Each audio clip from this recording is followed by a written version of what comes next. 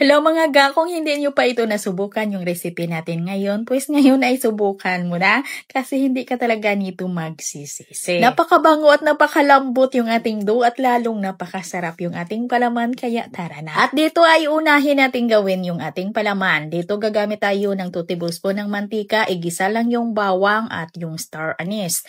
Pagkatapos lagay na yung bombay or sibuyas. At igisa lang natin to at pagkatapos kunin lang natin yung star anise. Hindi natin yan isama kasi matigas yan. Pangpabango lang yan ng ating palaman. At gagamit lang tayo dito ng ground beef. Kung ayaw nyo ng beef mga guy, pwede naman yung pork or kaya chicken. Yung mga sukat ng ating palaman na ito ay nasa video screen lang ha. Sundan nyo lang. At igisa lang natin to hanggang sa mag golden brown. At sunod nating ilagay yung ating carrots at yung patatas.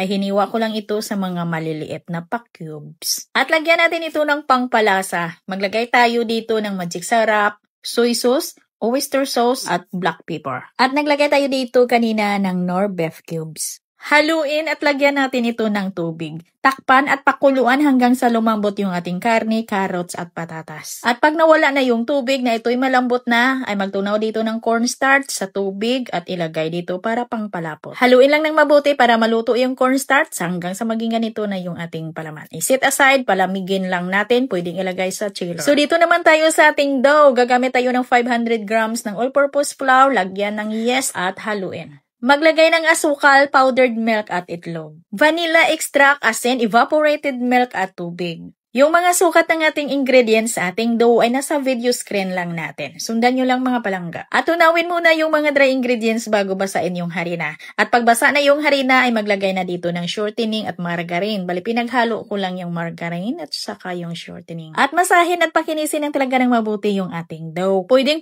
talaga ninyo ito manumanuhin sa pagpakinis kung wala kayong mga machine o kaya spiral mixer. Itong aking dough ay pinadaan or pinakinis ko ito sa dough roller machine at agad ko na itong pinutol sa 40 gramos or 40 grams lang. Pagkatapos kong putulin ay pigurahin ko agad yan. Pagkatapos ko yung pigurahin ay takpan ko muna, bali i-rest ko muna ito ng mga 20 minutes bago ko lagyan ng palaman. At pagkalipas ng 20 minutes ay malambot na yung ating dough, palaparin na natin. Sa pagpalapad natin dito ay medyo makapal yung gitna ha. At maglagay lang tayo dito ng palaman at isirado lang talaga natin yan ng mabuti.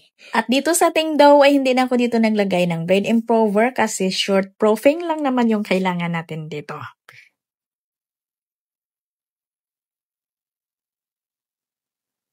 Pagkatapos nating mailagyan lahat ng palaman ay ipalubog lang natin dito sa binati natin na itlog at pagkatapos ipalubog sa breadcrumbs. At i-arrange lang natin ito sa ating plancha at i-flatten ko lang ito ng kunti para hindi din masyadong bilog na bilog. At paalsahin ko lang ito ng 30 minutes bago ko lutuin sa mainit natin na mantika.